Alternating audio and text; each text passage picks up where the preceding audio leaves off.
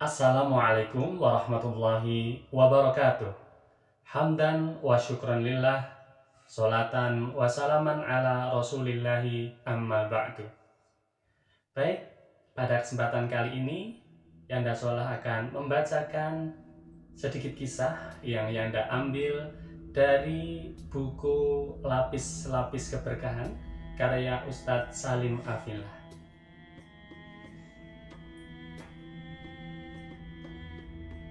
Aku keluar bersama rombongan para wanita Bani Sa'ad yang paling awal menuju Makkah, tutur Halimah. Aku menaiki keledaiku yang berwarna putih kehijauan.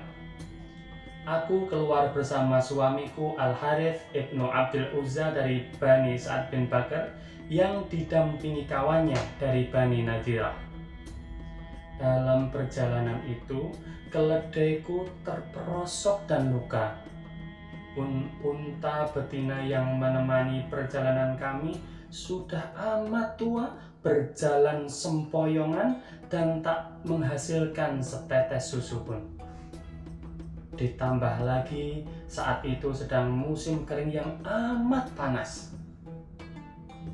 Orang-orang kami didera kelaparan yang mencabik perut dan kepayahan safar yang menyiksa.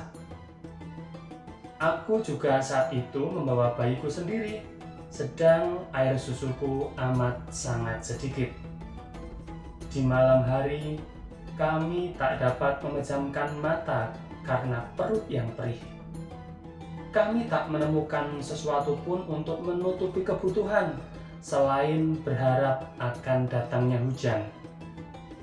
Kambing-kambing kami sangat memelas karena sepanjang jalan tak menemukan air dan rerumputan. Dalam perjalanan itu, kami selalu mengharap hujan dan jalan keluar, sampai akhirnya kami pun tiba di Makkah. Satu persatu para wanita dari kaumku mendapatkan bayi dari para bangsawan Quraisy. Sementara tak satu pun penduduk Makkah yang berkenan menyusukan anaknya padaku, sebab melihat keadaanku yang lemah dan memprihatinkan. Adapun bayi itu, cucu Abdul Muthalib, maka setiap wanita yang diperlihatkan kepadanya Sallallahu Alaihi Wasallam merasa enggan untuk mengasuhnya. Setelah dikatakan bahwa dirinya adalah anak yatim. Ini dikarenakan kami selalu menaruh harapan kebaikan dan bayaran dari ayah si anak asuh. Kami berkata, dia yatim. Apa gerangan yang akan diperbuat oleh ibu atau kakeknya? Maka tak satu pun di antara kami tertarik untuk mengambilnya. Ketika rombongan kami sepakat untuk pulang, aku berbicara kepada suamiku, demi Allah, sungguh aku tidak akan suka untuk pulang bersama kawan-kawan wanita yang lain sebelum mendapatkan anak susuan. Demi Allah, aku akan pergi menemui anak yatim itu dan pasti aku akan mengambilnya. Dia pun menjawab, lakukanlah. Semoga Allah memberi kita berkah lantaran anak itu. Aku pergi menuju ke rumah anak itu dan mengambilnya. Hari itu adalah hari tersusah bagi Al-Harith ibnu Abdul Uzza dan Halimah. Bekal mereka benar-benar telah tak tersisa. Hanya dengan tekad kuat mereka memilih untuk mengambil Muhammad. Unta betina mereka juga benar-benar tak lagi dapat diperambing susunya, dan kini menderum kelelahan tanpa daya. Keledai tunggangannya pun pucat, berkeringat, dan gemetar menahan lapar.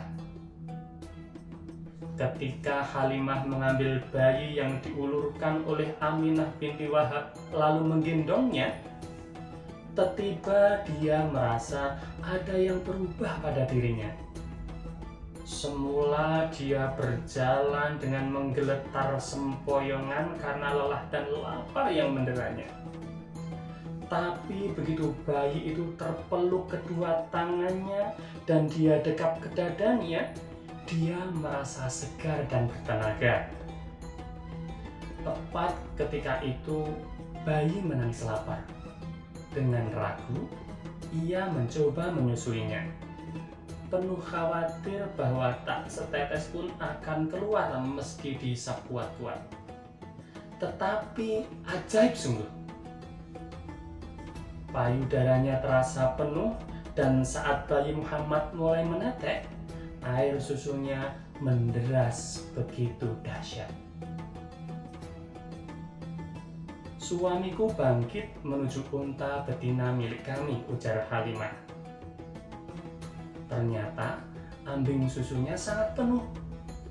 Ia memerahnya untuk diminum bersamaku hingga kami puas dan kenyang. Kami tertidur nyenyak di malam yang sangat baik itu.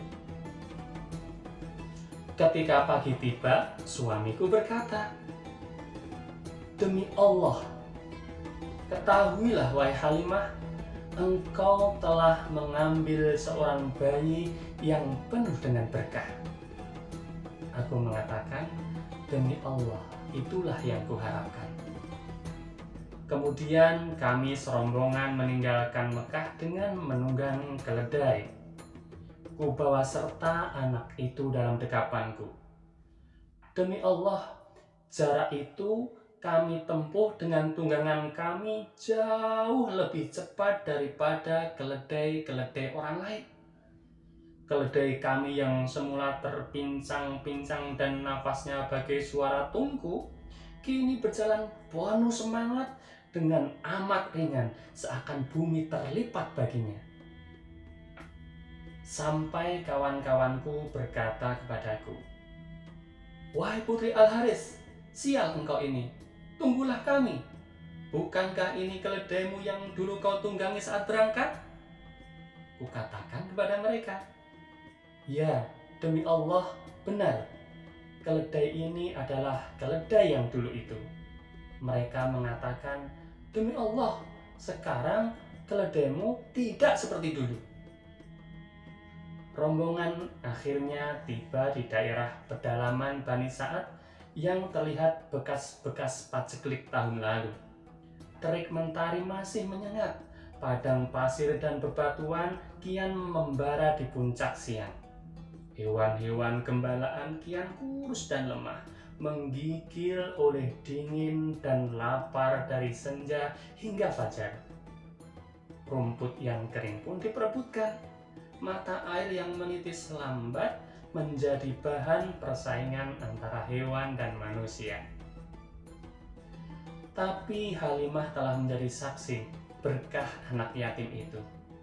Kebaikan telah memancar kepadanya dari segala penjuru. Kenikmatan meliputinya dalam segala hal. Kemudahan mendatanginya dari aneka jalan yang tidak terduga. Kambing-kambingnya selalu keluar menuju ke tempat penggembalaan bersama kambing-kambing orang lain. Ketika kembali ke kandang, selalulah ambing susu ternak mereka penuh.